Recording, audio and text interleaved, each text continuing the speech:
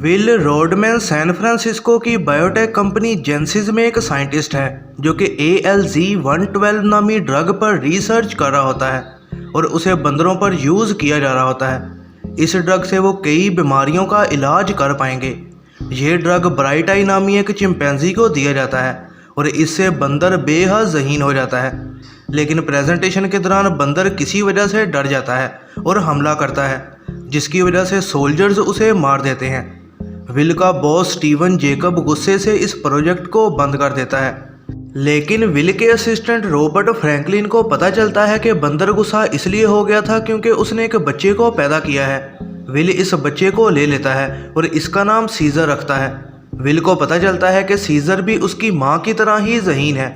3 साल बाद will scissor को रेडवुड फॉरेस्ट में लेकर जाता है। इसी दौरान विल अपने फादर को ALZ-112 इंजेक्ट कर देता है, जिससे उसके फादर का दिमाग ठीक होने लग जाता है। जब सीजर 5 साल का हो जाता है तो वो कुत्ते को देखता है जिसके गले में भी पट्टा है। इस वजह से सीजर अपने बारे में जानना चाहता है और विल उसे हर चीज़ बता देता है। इसी दौरान विल के फादर पर ALZ-112 का असर ख़त्म हो जाता है और वो फिर से पागल होने लग जाता है।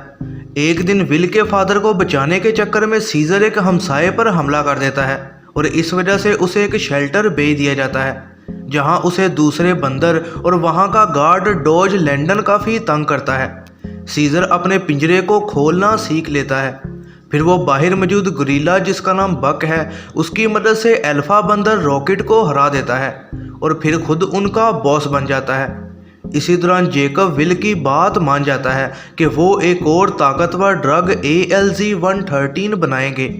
विल इस ड्रग को घर ले जाता है ताकि अपने फादर को बचा सके, लेकिन फादर ड्रग लेने से मना कर देता है और उसी रात मर जाता है।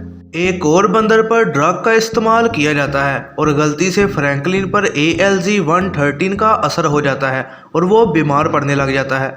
वो ये बात विल को बताने भागता है, लेकिन गलती से अपने हमसाये पर खून की खांसी कर देता है। फ्रैंकलिन मारा जाता है और इसी दौरान विल सीजर को घर वापस ले जाने आता है, लेकिन वो जाने से इनकार कर देता है। वो रात को चुपके से फैसिलिटी से निकल जाता है और विल के घर जाकर ALZ-113 का कंटेनर चोरी कर लेता है। फिर फैसिलिटी वापस जाकर सीजर ये गैस छोड़ देता है और इस तरह से बाकी बंदरों की इंटेलिजेंस भी तेज़ कर देता है। डॉज ज़बरदस्ती उसे पिंजरे में बंद करना चाहता है, लेकिन सीजर पहली बार उसे रोकता है और इंसानों की आवाज़ में भी बात करता है और वो गलती से डॉज को मार देते हैं। सारे बंदर फैसिलिटी से भाग जाते हैं और फिर जेंसिस जाकर और भी बंदरों को आज़ाद करवा लेते हैं और फिर सैन फ्रांसिस्को ज़ू से भी सारे बंदरों को आज़ाद करवाया जाता है। जंग शुरू हो जाती है और बंदर गोल्डन गेट ब्रिज पर पुलिस का मुकाबला करते हैं ताकि वो रेडवुड फॉरेस्ट में जाकर सुकून से रह सकें। बक अपनी कुर्बानी दे देता है और हेलीकॉप्टर पर छलांग लगा देता है ताकि सीजर को बचा सके। इस हेलीकॉप्टर में जेकब भी होता है और क्रैश के बाद जेकब उसमें फंस जाता है। एक बंदर जेकब को मार देता है।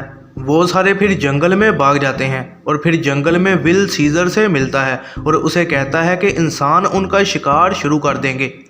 वो सीजर को कहता है कि वो घर वापस आ जाए। सीजर उसे हक करता है और इंसानों की ज़ुबान में कहता है कि सीजर अपने घर में है। विल भी उसे गुड बाय कहता है और चला जाता है। सारे बंदर अपने लीडर के साथ वहाँ रहने लग जाते हैं। मिड क्रेडिट सीन में हमें वही हमसाया दिखाया जाता है जो कि फ्रैंकलिन की वजह से बीमार हो चुका है। वो एक पायलट है और सैन फ्रांसिस्को से पेरिस जा रहा होता है। उसकी नाक से खून निकलकर ज़मीन पर गिरता है और फिर दिखाया जाता है कि पूरी दुनिया में ख़तरनाक वायरस फैल चुका है। यह है ज़रनाब मूवीज़ रिव्यू। ऐसी ही नई वीडियोस के लिए चैनल पर बने रहें, सब्सक्राइब करें और बेल नोटिफिकेशन को ऑन करना ना भूलिएगा।